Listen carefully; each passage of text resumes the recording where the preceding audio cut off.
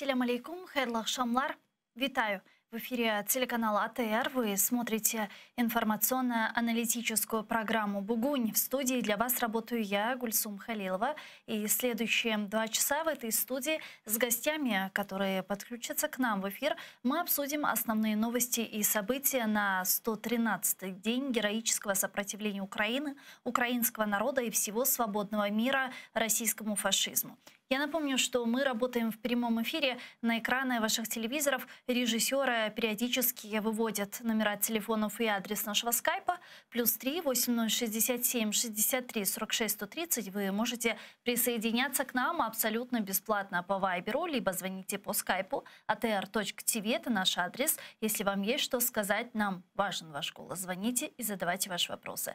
И не забывайте подписываться на наш YouTube-канал. Там мы вещаем как в онлайн-режиме, так и выкладываем самые интересные фрагменты из наших эфиров. Выкладываем практически все наши программы в записи. Если вдруг не успели посмотреть в прямом эфире, заходите на наш YouTube-канал, смотрите нас там и ставьте лайки под нашими программами. Это поможет нам продвигать YouTube-канал телеканала АТР. И таким образом все больше и больше людей смогут увидеть наши новости и программы, которые касаются временно оккупированного полуострова Крым. Ну что ж, этот блок я бы хотела начать с самых последних и актуальных новостей. Как известно, сегодня в Украину с рабочим визитом прибыли лидеры Французской республики, Германии, Италии, а также Румынии. Президент Украины Владимир Зеленский на встрече с европейскими лидерами передал пакет санкционных предложений против Российской Федерации. Украина имеет стойкую поддержку от международной коалиции, заявили в офисе президента. Глава офиса президента Андрей Ермак сказал следующее, цитирую: «Встреча Владимира Зеленского с президентом Франции Эммануэлем Макроном, канцлером Германии Олафом Шольцем, премьер-министром Италии Марио Драги и президентом Румынии Клаусом Йоганнисом закончилась. Украина имеет стойкую поддержку международной коалиции». Он подчеркнул, что нужно усиливать давление на агрессора и работать над 7-м пакетом санкций, в который должен быть включен пункт о газовом эмбарго России. Президент Франции Эммануэль Макрон в Ирпене, куда отправился вместе с лидерами Германии, Италии и Румынии, выразил уважение героизму украинцев и заявил, что Украина должна быть способна дальше сопротивляться и одерживать преимущества. Макрон сказал, что приехал в Ирпень, чтобы засвидетельствовать уважение к героизму украинцев. Цитирую: «Все видели эти кадры опустошенного города, который в то же время героический город, потому что здесь, как и во многих местах, украинцы сдержали наступление российской армии на Киев. Нужно отметить героизм и военных, и гражданских украинцев. И здесь можно видеть следы варварства». Конец цитаты. Канцлер Германии Олаф Шольц после посещения Ирпеня заявил, что действия России в войне против Украины направлены только на уничтожение.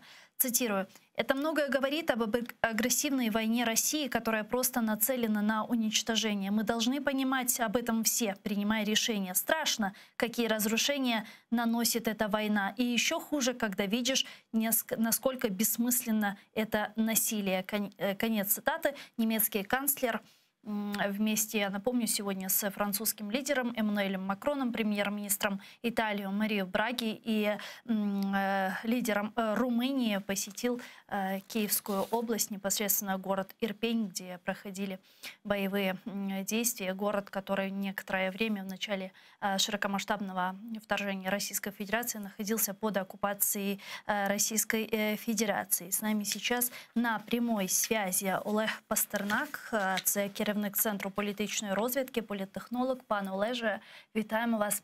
Селям алейкум. Доброго дня. Пане Олеже, какие важные тезисы и итоги, выводы сегодняшней встречи, сегодняшнего визита 4 лидеров стран Европейского Союза вы для себя почерпнули? Насколько важен был этот визит, на ваш взгляд? Ну, візит дійсно є одним з рубіжних в історії Україно-європейських відносин. Тут є два виміри: геополітичний вимір і вимір, власне, інтересів України в контексті тої війни, яку ми ведемо. Що стосується інтересів України, вже очевидно, виходячи з заяв, які лунають з Брюсселю, лунають з вуст сьогоднішніх очільників Старої Європи, Україні буде надано статус кандидата в Європейський Союз без попередніх умов. Тобто умови будуть після надання статусу. Це одна з принципових важливих меседжів, які, я так розумію, Макрон, Шольц, Драгі і Йоханнес принесли в Київ. З іншого боку, багато експертів і спеціалістів говорять про те, що ці 4 очільники держави привезли план компромісу з Російською Федерацією. І звірити годинники, щоб зрозуміти, наскільки він взагалі є ймовірним і можливим в найближчий час. Поки, звісно, якщо б це питання і могло бути обговорювалось, то позицію президента Зеленського знають всі. Вона була оприлюднена ним в травні місяці, коли він, до речі, дорікнув Макрону за пропозицію щодо територіальних поступок с метою замирения Российской Федерации. Ну, кстати, на что Макрон, извините, я вас перебила, ответил, что Европа не потребует от Украины территориальных уступок для урегулирования конфликта. Он сказал, хотя мы все, если назвать вещи своими именами, то войны. І це є перемога України. Ми змусили Європу публічно поставити чітку позицію, визначитися в напрямку того, яким чином вони дивляться на процес замирення України і Європейського Союзу. І давайте трішки про геополітичний вимір, бо він дуже цікавий. Справа в тому, що зовнішньополітична активність США, Британії, Польщі, країн Балтії надзвичайно занепокоїла країни Старої Європи. Зараз що ми бачимо? Фактично ми бачимо відновлення старої осі Берлін, Рим, Париж, яка хоче в українському напрямку відігравати також суттєву роль на рівні з Британією, Польщею та іншими країнами. Тому фактично цей візит означає відновлення позицій Старої Європи в діалозі з Україною. Тим паче, що треба зрозуміти, що саме позиція цих трьох країн, які, до речі, є засновниками Європейського Союзу ще в далеких 50-х роках, є базовою в ухваленні рішення, яке ми очікуємо завтра. Я нагадаю, завтра Єврокомісія має затвердити технічне рішення, і воно буде на користь України. Плюс 23-24 червня вже відбудеться саміт Європейської Ради, який має ухвалити остаточно рішення Єврокомісії і затвердити статус України як кандидата. Єдине, що там залишається декілька проблем чисто геополітичного типу в випадку з країнами Західними Балканами. Чорногорія, Албанія, Північна Македонія, Боснія і Герцеговина, Сербія, оскільки вони також претендують на вступ до ЄС. І друга проблема – це Грузія і Молдова. Я так розумію, що Молдова також отримує цей статус, а ось Грузія – ні. З умовами. А как вы думаете, вот чего бы хотели все-таки страны старой Европы, Германии, Франции, Италии, которые сегодня прибыли в Украину? Вот как бы они видели, на ваш взгляд, этот мирный план урегулирования войны? По большому счету, я так понимаю, уже план Драги не обсуждается, потому что первоначальная его версия, если вы помните, это однозначное прекращение огня всеми сторонами. То есть на линии разграничения, а потом уже какая-то там военно-техническая, политическая часть мира. Сейчас этот план если честно, этот план Драги, извините, я вас перебила, он больше был похож на Минские соглашения. Там тоже, помните, первый пункт – прекращение огня, установление контроля, верификация, демилитаризация и так далее. Но первый пункт прекращения огня – закрепление статуса КВ. Это такое Минск-3. Абсолютно правильно. Есть мнение, что этот план был просто тестовым, чтобы посмотреть на реакцию Украины, и она была крайне агрессивной и, ну, по очевидным причинам, которые все мы понимаем. Войну-то ведем мы, и каждый день мы видим количество погибших и похоронок, да. Второй момент, что же Европа может сейчас предложить? Ну, скорее это ожидание, да, военно-технической помощи. Франция уже заявила, что предоставит нам свои системы «Цезарь». Италия важна нам с точки зрения решения миграционной проблемы, да, поддержания и акклиматизации украинских беженцев. Германия нам очень важна с точки зрения как вооружения, так и попыток поменять мнение немецкого бизнеса в отношении коммерческих сделок с Российской Федерацией и так далее. Ну и самое главное, все три страны нам очень важны с точки зрения следующего пакета санкций, который бы усилил бы ограничения финансовой системы для России и впервые, да, ставить серьезный разговор о газовом эмбарго. Хотя его перспектива мне видится крайне-крайне сложной, потому что Европа более зависима от газа даже, чем от нефти российской. Поэтому разве что только определенные какие-то моменты, связанные с продолжением экономического сдерживания Российской Федерации. Ну и если Макрон часто говорил с Путиным, то, возможно, у него будет какая-то информация от президента России в направлении продвижения мира. Пока сказать, какие могут быть контуры будущего там мирного соглашения, перемирия, вообще невозможно, и это будет просто гадание на кофейной гуще. Ключевой момент, конечно же, театр боевых действий. Он предопределяет любой фон для переговоров. И еще, кстати, один важный момент.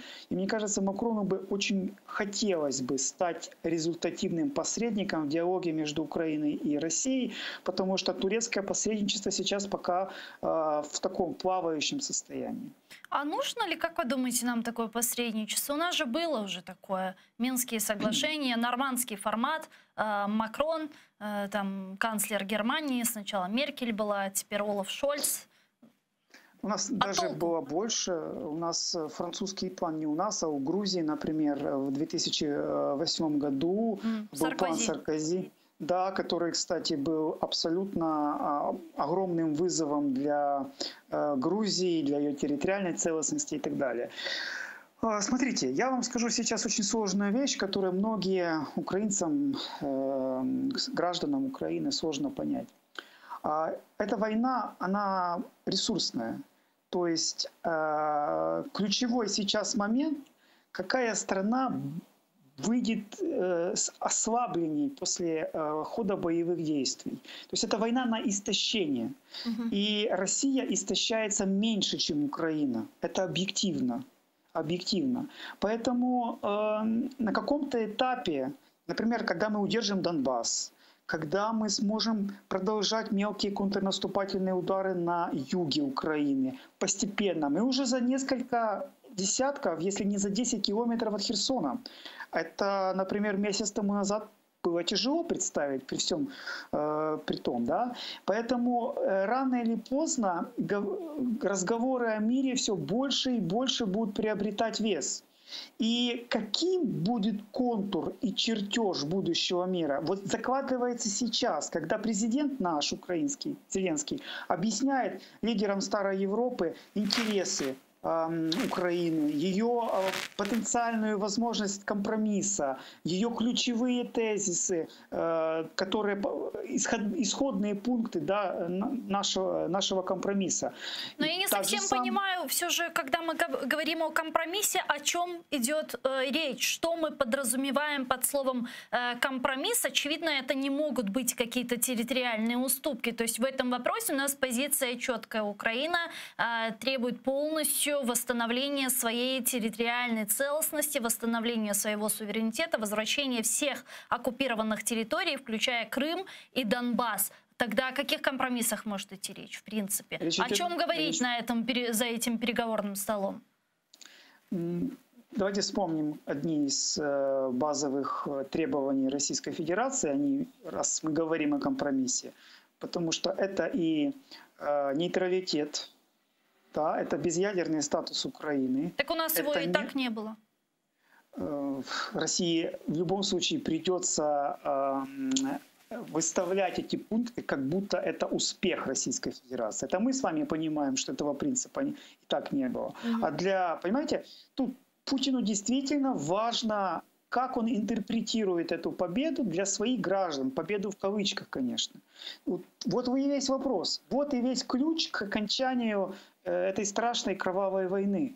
Каким образом глава государства страны-агрессора будет объяснять своей подконтрольной массе граждан смысл того, что он натворил на протяжении последних 4 месяцев. Да?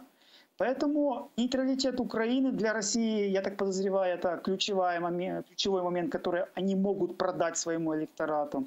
Это вопросы, связанные там с ограничением западного вооружения и поставок и так далее, весьма вероятней. Ну, собственно, украинская делегация на стамбульских переговорах в конце марта давала понять, что в этом моменте возможен компромисс. Но Украина выставила базовый пункт. Мы можем говорить о нейтралитете только после референдума. А референдум возможен только на деоккупированных территориях, по крайней мере, до линии 24 февраля. А значит, что только после освобождения юга Украины возможны вообще мысли, да, обсуждение, результативное практическое обсуждение, воплощение в реальность идеи нейтралитета. Вот и все. Поэтому позиция Украины тут очень сильная. Но, с другой стороны, зачем тогда российским оккупантам оккупировать все новые и новые территории Украины и пытаться их интегрировать в состав России, как, впрочем, они сейчас делают с Херсонской областью? Ну, это демонстрация силы. То есть что, они потом отойдут оттуда, скажут: окей, ладно, вы согласились на наши там требования по безъядерному статусу, по статусу неступления в НАТО и так далее, мы тогда отходим, а вот то, что мы вам там паспорта раздали, рублевую зону там сделали, ну ничего. Они отошли от Киева, я напоминаю, и от Чернигова. То есть, и это тоже было для Российской Федерации. Но они были вынуждены отойти от Киева, от Чернигова, потому что их оттеснили вооруженные силы Украины. При этом отвод войск был инициативой Российской Федерации. При всем при том, что, естественно, тактическими успехами может похвастаться и вооруженные силы Украины. Тут отрицать это бессмысленно. Поэтому, если бы Россия хотела бы на юге Украины, юг Херсонской области, юг Запорожской области, реализовать сценарий там, Приазовской и Херсонской Народной Республики, очередной прокси квазигосударственного объединения, она бы давно это сделала. ДНР и ЛНР, так называемые, провозглашались уже в апреле 2014 года. Буквально сразу же с разворачиванием, да, боевых действий на территории востока Украины тогда. У России не было плана в отношении этих регионов. У нее нет этого плана и сейчас. Хотя многие эксперты называют там 11 сентября как рубежная дата, единый день голосования, который позволит говорить о интеграции. Россия ресурсно не вытянет эти регионы. Она Крым не вытягивает. Она Орду не вытягивала. А вы хотите, чтобы она еще вытянула полуразрушенный Мариуполь, если не полностью разрушенный, и Херсонскую, и юг Запорожской области? Это нереально. Еще один важный момент.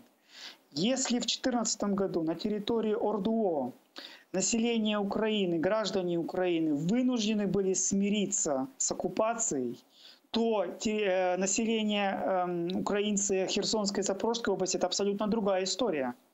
Это абсолютно другая история. Это потенциал к сопротивлению, это невосприятие вообще российской власти, это партизанское движение. Пускай оно для нас маловидимое, мы пользуемся только небольшими сводками новостей. Но поверьте, например, разведка обладает колоссальной информацией, как происходит и пассивное, и активное сопротивление российской оккупации. Поэтому контролировать эти регионы для Российской Федерации – это крайне проблемно. А скажите, а в каких условиях Россию можно будет уже заставить сесть за стол переговоров и капитулировать и полностью уйти с территории Украины?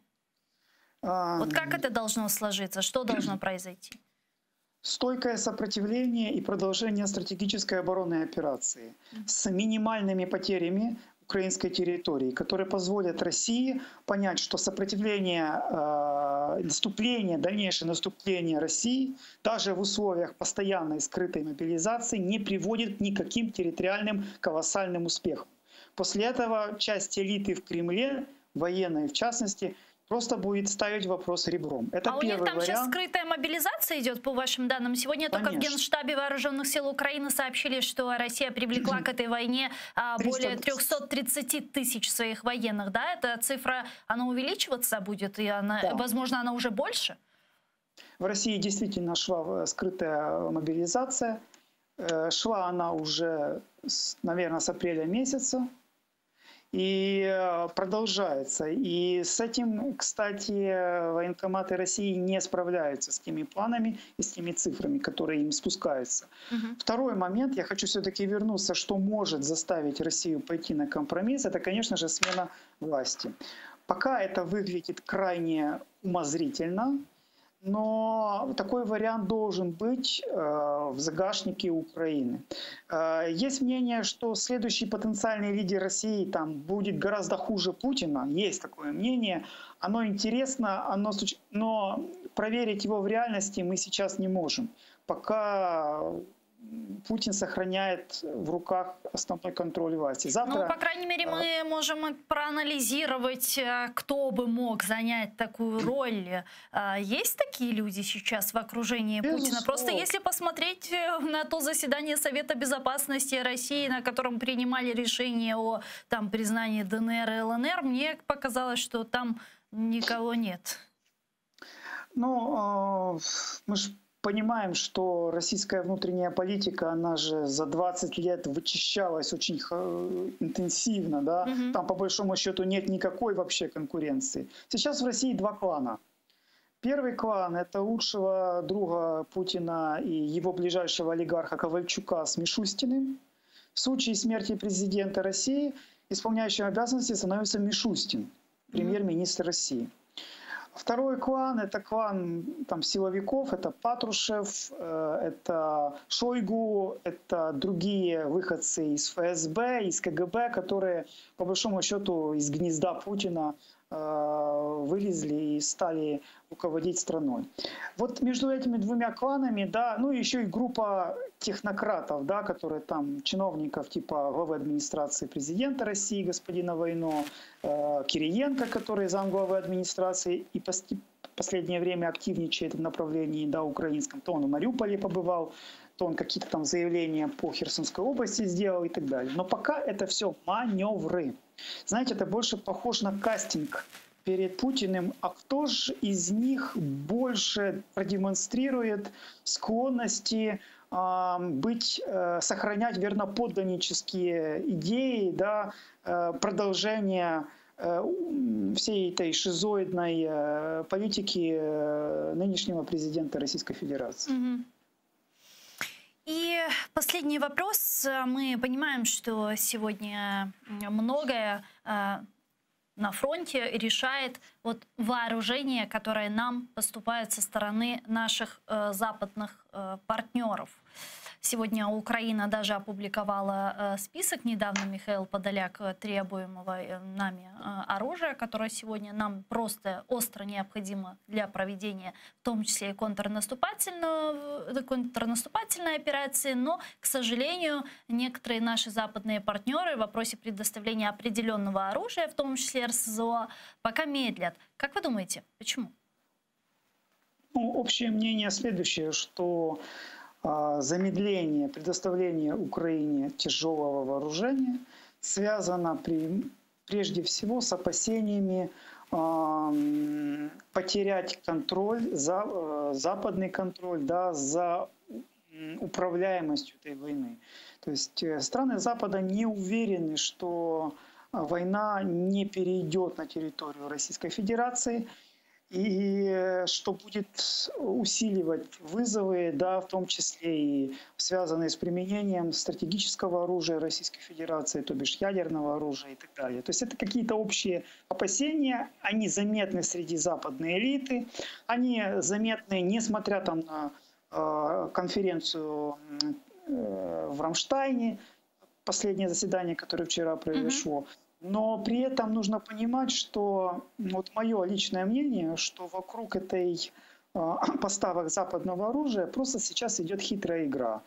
На самом деле вооружение идет, оно идет в необходимом для Украины достаточном количестве, но дабы не злить Российскую Федерацию и дабы не создавать почву, да, для излишних реактивного беспокойства, которое может отобразиться на ситуации на фронте, активном давлении, идет вот такая хитрая информационная операция, да, с целью поиграть, чтобы украинцы вдискать не получают нужный объем вооружения. Это позволяет российским пропагандистским ресурсам обсуждать это и строить какие-то свои ложные выводы.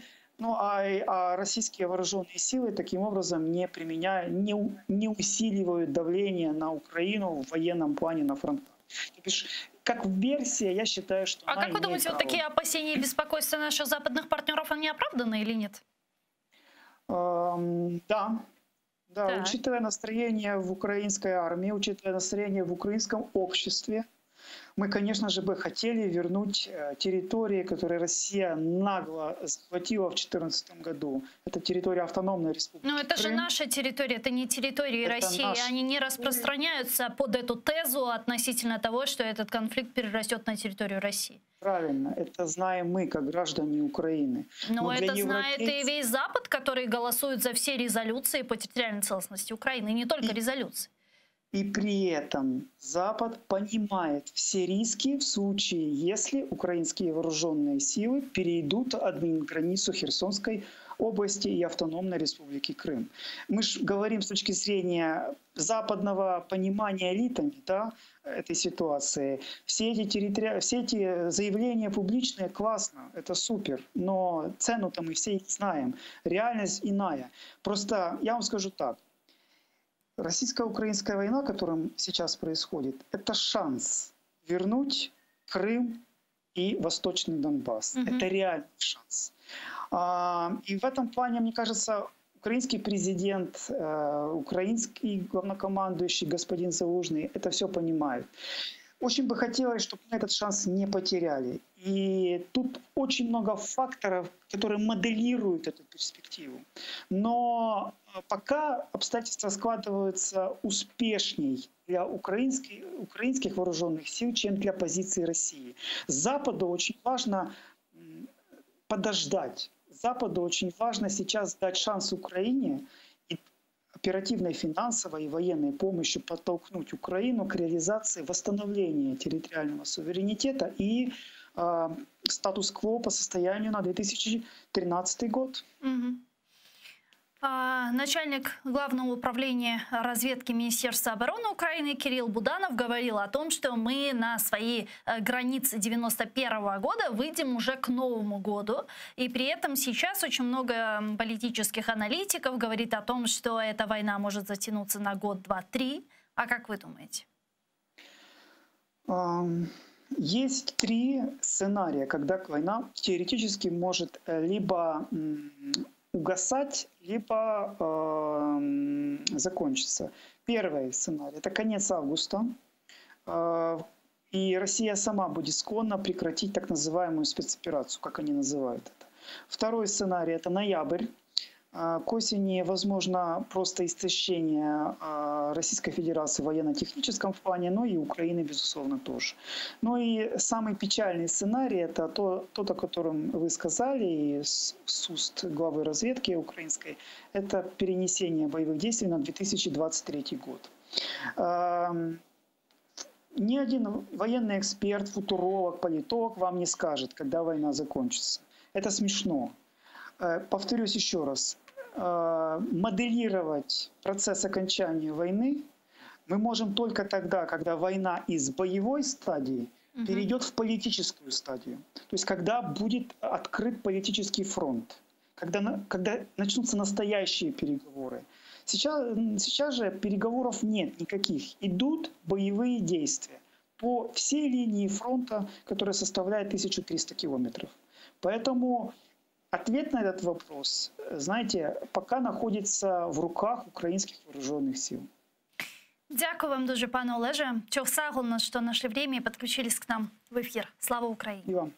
Героям слава! Олег Пастернак був з нами на прямому зв'язку, керівник Центру політичної розвідки, політтехнолог. А поки ми ждемо соединения следующего гостя, Ярослава Божко, головы Центра политических студий «Доктрина». Я напомню, что мы работаем в прямом эфире.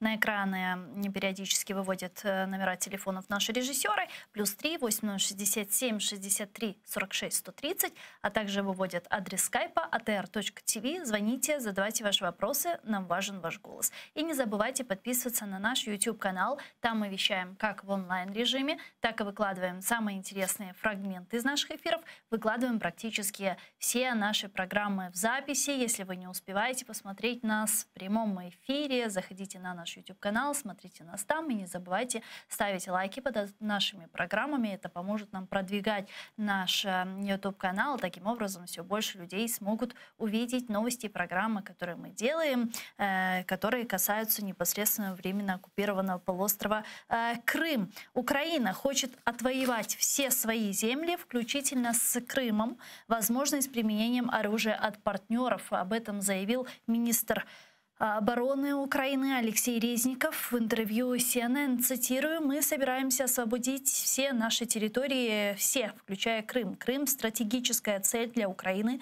потому что это украинская территория. Но мы будем двигаться шаг за шагом».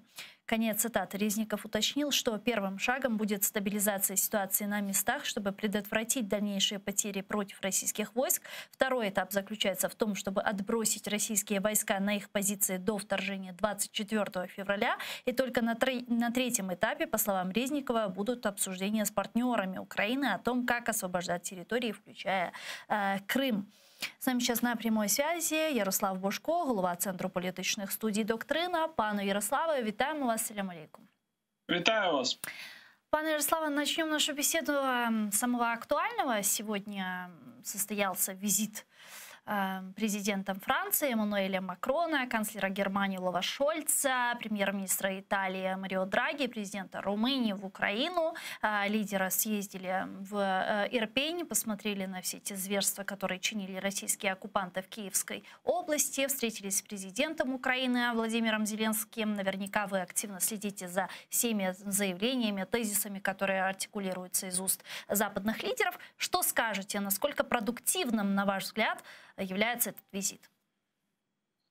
Ну, зрозуміло, що це об'єктивно візит був спрямований на те, щоб остаточно з'ясувати, чи має Україна найближчим часом отримати це право бути кандидатом в члени ЄС негайно.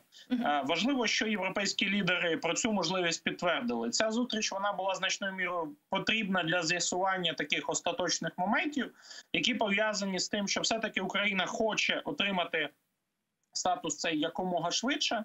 Однак Європейський Союз – це дуже складний і бюрократичний інституційний механізм, куди треба прийняти досить таки багато процедур. В тому числі мова йде і про остаточну ратифікацію усіх втілення пунктів з угоди про асоціацію з Європейським Союзом, продовження гармонізації законодавства.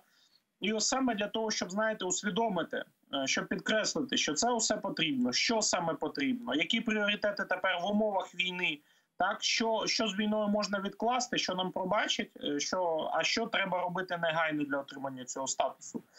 Ось це, в принципі, і було стержнем візиту, і досить таки добре, що ми отримали позитивну коннотацію. Окрім того, попередньо на тижні було заявлено ще з вуст Макрона про те, що Молдова може так само отримати статус кандидата в члени ЄС, навіть без якихось питань про контроль над Придністров'ям, і для, скажімо так, вступу Молдови в ЄС не обов'язково повністю контролювати усю територію в міжнародно визнаних кордонах. Тому все-таки це позитивні сигнали, і ми очікуємо рішення про надання Україні статусу кандидата в члени найближчим часом. А что это нам даст, пане Ярославе? Вот предположим, что мы получаем статус кандидата страны в Европейский Союз. И что? И что дальше?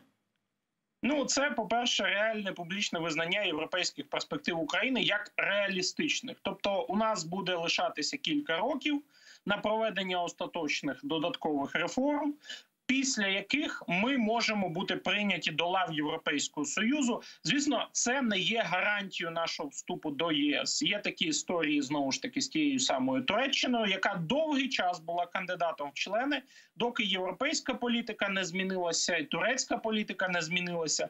І спершу європейські лідери, а потім турецькі, почали говорити про те, що членство Туреччини в ЄС уже нереалістичне. Однак у всіх інших випадках, там, де був інший контекст, кандидат член Європейського Союзу – це така остання сходинка, власне кажучи, серйозна, велика перед, власне, членством в Європейському Союзі. Нам визнають, що це членство є, воно реалістичне для нас там готують місце, але ми теж маємо прийняти якісь норми, пов'язані з гармонізацією з Євросоюзом. А це вже далі веде там до відкриття і бюджетних потоків з Європейського Союзу, і можливості отримання більшої кількості коштів на реконструкцію нашої країни і навіть на оборону. Хоча військові потужності країн ЄС, вони здебільшого досить такі посередні, але от саме такі фінанси, координація цих усіх економічних можливостей, вона для України дуже важлива. Вместе с этим, пане Ярослава, помните, некоторое время назад в Украину приезжали лидеры 4 европейских стран – Латвии, Литвы, Эстонии и Польши. И вот сейчас лидеры еще 4 стран Европы – Италии, Германии, Франции, Румынии. Почувствовали ли вы разницу в этих визитах? Ну, звісно, різниця колосальна, тому що об'єктивно Латвія, там Литва, Польща, тощо інші країни Східної і Центральної Європи – це не є держави, які, на жаль, не є от вони тими, які задають тон в рамках Європейського Союзу. Вони не є найбільшими кредиторами для ЄС, вони досить таки опосередковано впливають на політику ЄС як інституції на тлі тієї ж Німеччини, на тлі тієї ж Франції. І зрозуміло, що їхній приїзд був продиктований передусім їхніми національними інтересами, які в тому числі полягали у збереженні незалежності, суверенітету і територіальної цілісності України, принаймні її відновлення. Ці країни приїжджали, по суті, від свого імені. Франція і Німеччина, і якоюсь мірою Італія приїжджають до нас як партнери по ЄС, як такі, знаєте, старші товариші, які нам от повідомляють актуальну повістку, що ми маємо робити для членства в ЄС безпосередньо. Як знаєте, така кінцева інстанція, якось ці найбільші європейські кредитори, найбільші європейські країни. Тому об'єктивно є дуже сильна різниця, тому що в рамках Європейського Союзу ми, звісно, більше схожі на Польщу, Латвію, Литву, Естонію тощо, ніж на Францію і Німеччину. Однак тим і потрібні такі візити, щоб ось ця гармонізація, хоча б часткове узгодження позицій ставало можливим. А вот позиции все же стран предыдущих и нынешних по вопросу урегулирования войны в Украине, по видению достижения мира в Украине, как вы думаете, они отличаются или нет? Ну, я би їх все-таки назвав кардинально різними, тому що держави Центральної і Східної Європи, вони досить таки специфічно підходять до питання безпеки. Вони набагато більше стурбовані можливістю російської воєнної інтервенції і в інші регіони, в тому числі і в Балтію, і на Польщу, і посилення російської військової присутності в Білорусі вони так само не хотіли би бачити, і окупацію України. Тому, безумовно, в них є свій абсолютно зрозумілий регіональний контекст, який для них підкреслює теми безпеки, оборони і підтримки України. Франція і Німеччина, вони живуть дещо іншими реаліями. По-перше, зрозуміло, що для них ключовою темою залишається питання енергоносіїв, економіки, можливості, знову ж таки, купувати енергоносії дешевше, виробляти більш ефективну продукцію промислову. І тут вони не хочуть остаточно грати роль із цього, знаєте, останнього цвяха в труну Росії. Дійсно, оцей франко-німецький союз, він досить таки специфічний, тому що він зорієнтований значною мірою на російські енергоносії. Польща, Литва, Латвія тощо, вони не є такими аж великими і промисловими економічними гігантами, яким потрібно стільки енергоносіїв. І для них дійсно безпека, оборона значно важливіші. Тому такий серйозний різнобій, він дійсно існує. І, на жаль, він не зникне навіть коли Україна буде членом Європейського Союзу. Це така дихотомія, знаєте, от як між центром і периферією Європи, і вона нікуди не буде зникати і надалі. Но учитывая зависимость стран Старой Европы от российских энергоносителей, можем ли мы предположить, что сегодня лидеры Германии и Франции привезли в Украину план мирного урегулирования войны между Россией и Украиной, там вот наподобие предложенного Италии еще месяц назад? Ну, розумієте, ці плани постійно з'являються, їх постійно нам хтось привозить, то Італія, то канцлер Австрії Негаммер, то ще хтось. Тому що, зрозуміло, Європа, вона серйозно втрачає від самого факту ведення бойових оцих гарячих дій, від неможливості купувати товари російських компаній, неможливості купувати сировину, неможливості експортувати щось до Росії. Але зрозуміло, що зараз уже не ведеться така мова про дуже швидкий реалістичний сценарій перемир'я, тому що передусім європейські лідери сьогодні сказали, що вони не будуть тиснути на Київ з метою сприяння там територіальним поступкам Росії. А для Росії ця тема взагалі є от такою єдиною ключовою. Тобто, якщо Росія отримує згоду від України на територіальні поступки, це автоматично означає блокування нашого шляху до НАТО з чинним статутом НАТО, принаймні. І це означає, ну, по суті, початок міжнародно-правового визнання окупації Криму, на жаль. Тому для Російської Федерації це взагалі є, можна сказати, найбільш принциповим пунктом у цій війні. Росія з задоволенням би розміняла там якісь окуповані території на те, що ми визнаємо хоча б те, що в неї було окуповано станом на 2014 рік.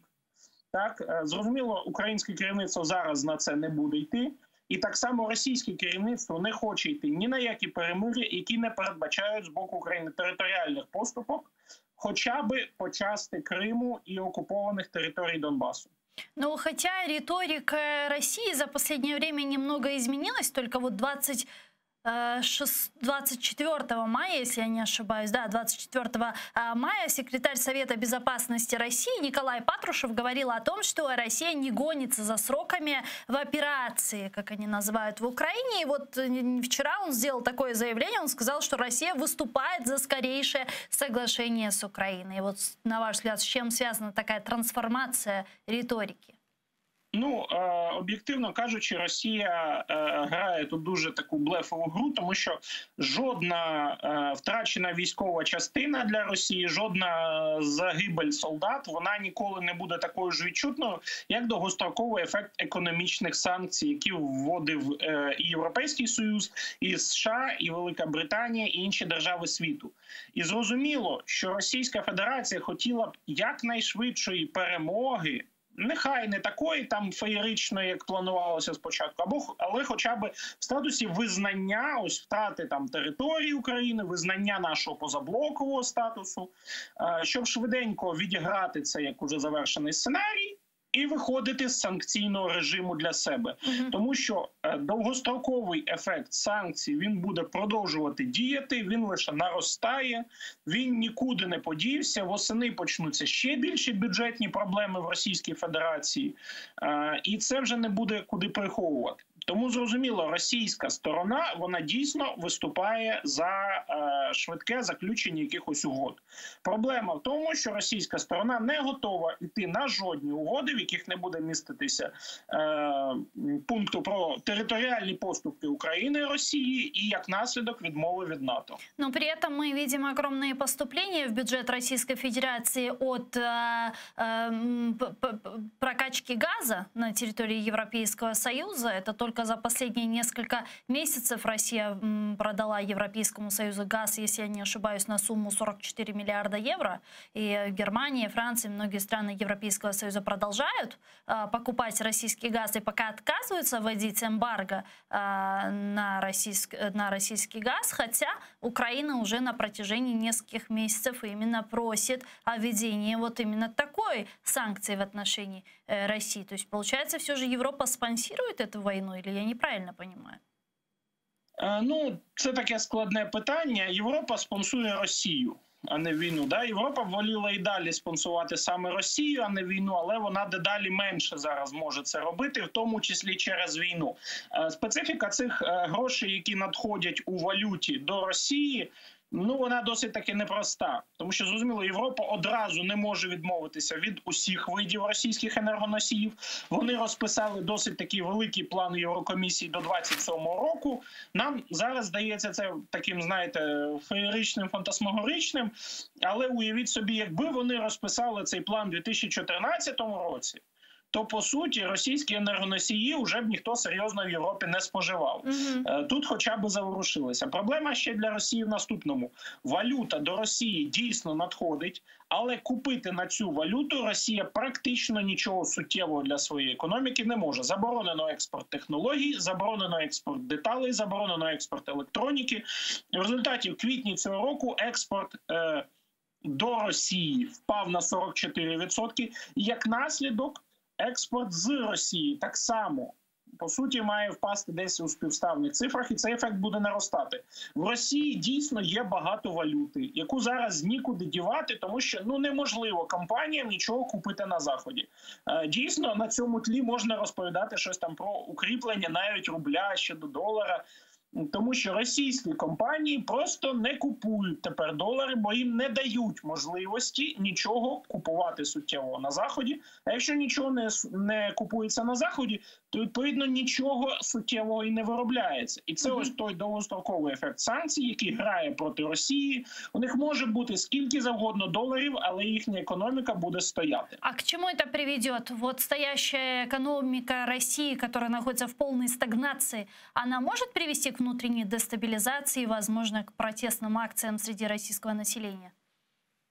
Не треба, знаєте, так дуже жорстко економічно детермінувати, як у нас це часто в суспільстві роблять, що от люди виходять на протести від бідності. Це все неправда. Люди не виходять на протести від бідності, але в умовах поганої економіки сама влада стає значно більш крихкою, значно більш вірогідним стає якийсь сценарій палацового перевороту, внутрішніх чвар, міжелітної ворожнечі. Так? По суті, ми бачимо таку ситуацію. Технічний дефолт для Росії абсолютно можливий, а потім можливий і великий дефолт. Досить такий реалістичний сценарій тотального зростання безробіття внаслідок усіх цих подій в самій Росії. І це, звісно, ще не причина революції. Це не може замінити причини революції. Але це хороше тло для будь-яких потрясінь. Коли люди, які наділені владою, усвідомлюють, що, по суті, керівництво держави нічого не вирішує, його можна легко вибити з крісла. І тут ось ця, знаєте, ось це поле, на якому катається Росія, воно стає все більш і більш слизьким. Дякую вам дуже, пане Ярославе. Сагулно, що знайшли время і підключились к нам в ефір. Слава Україні! Героям слава. Ярослав Божко, голова Центру політичних студій «Доктрина», був з нами на прямому зв'язку. А зараз к нашому ефіру присоединяється Віталій Шведов, аналітик, керівник військово-цивільної адміністрації в 2015-16 роках, радник голови Луганської облдержадміністрації, військовий ЗСУ. Пане Віталію, вітаємо вас. Слава Україні! Да, героям слава, вітаю також. Нашу беседу я бы хотела начать с Северодонецка. Какая там последняя ситуация? По вашим данным, президент Украины Владимир Зеленский недавно говорил о том, что в Северодонецке решается судьба Донбасса. Объясните, пожалуйста, нам популярно, вот в чем стратегическая важность этого города? Ну, бачите, я ж не президент і не представник адміністрації, тому я не розумію стратегічної важливості. Я вважаю, що головна задача – це не вмішуватися в роботу штабів політиків, і буде все нормально. А я думаю, що якщо б було зовнього впливу на штаби, то, мабуть, би все ж таки зберегли б ресурси, зберегли б особовий склад БК і все інше, і вийшли б з Сєвєродонецька, і таким чином закріпились би на висоті, на Лисичанську, і зберегли б позиції якраз це Попасну, напрямок Попаснянський, дорогу, зберегли б логістику і, відповідно, посилили б тили і фланги, у тому числі і зараз проблемний напрямок – це Лиман, Лиманський напрямок, який зараз загострюється через можливу атаку на Слов'янськ. Тому я не розумію достеменно, яка там стратегічна важливість Сєвєродонецька. Можу лише здогадуватися, що це просто тактичний крок для того, щоб відтермінувати певний термін, для того, щоб підготуватися для більш серйозного захисту і для переходу на якісь контратаку. С военной точки зрения, захват оккупантами, вероятно, захват оккупантами Сєвєродонецька, что будет означать для Донбасса, для нас? Дивіться, якщо брати складову чисто військову, то будь-хто вам скаже, що потрібно було вийти з Сєвєродонецька і закріпитися по річці, по природній перешкоді, посилити свої позиції, оскільки там перепад більше 200 метрів, тобто Сєвєродонецьк і Лисичанськ. І якщо дивитися на карту, то з лівої сторони у нас було Рубіжне, це пряма лінія, тобто як стіл, пряма територія, і висота – це Кремінна. У той час, коли здали Кремінну і віддали Рубіжне, фактично доля Сєвєродонецька, вона була вже наперед вирішена, що його буде дуже тяжко тримати, якщо тримати, і якщо не буде підсилення артилерії, то фактично утримати його просто людьми буде майже неможливо. Те, що роблять хлопці сьогодні, це просто подвиг, дійсно подвиг, тому що там дуже запеклі бої, міські бої, вони тяжкі для ворога, але вони тяжкі і для нас так само. І зараз навіть ситуація повторюється десь близька, може бути до Азовсталі, тому що зараз переважно частину, яку контролює українська сторона, це промислова зона, це Азот. І підготували росіяни і заводять туди, тобто там Ахмат, чеченці працюють, тобто як штурмові підрозділи, але зараз заводять ЧВКшників.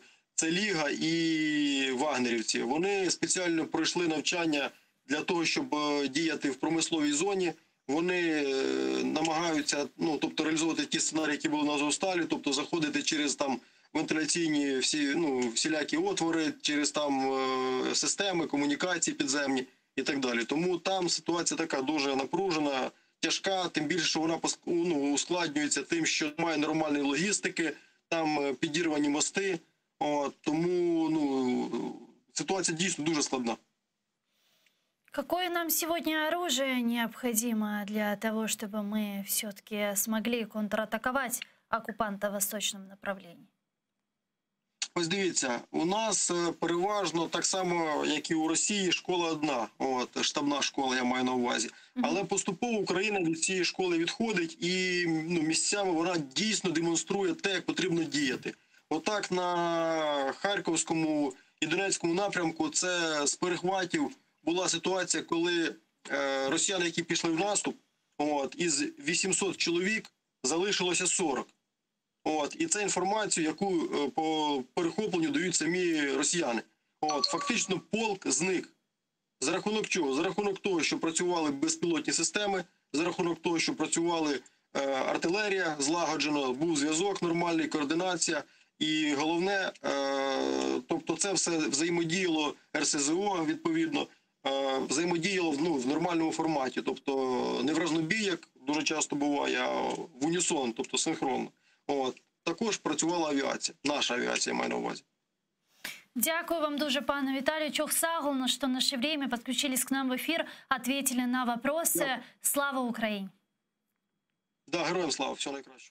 Віталій Шведов був з нами на прямому зв'язку, аналітик, керівник військово-цивільної адміністрації в 2015-16, радник голови Луганської облдержадміністрації, військовий ЗСУ з нами на прямому зв'язку був.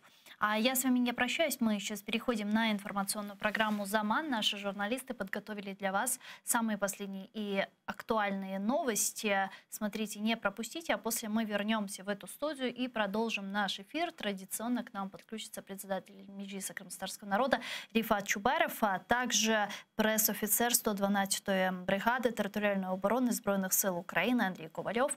Корошкенчик.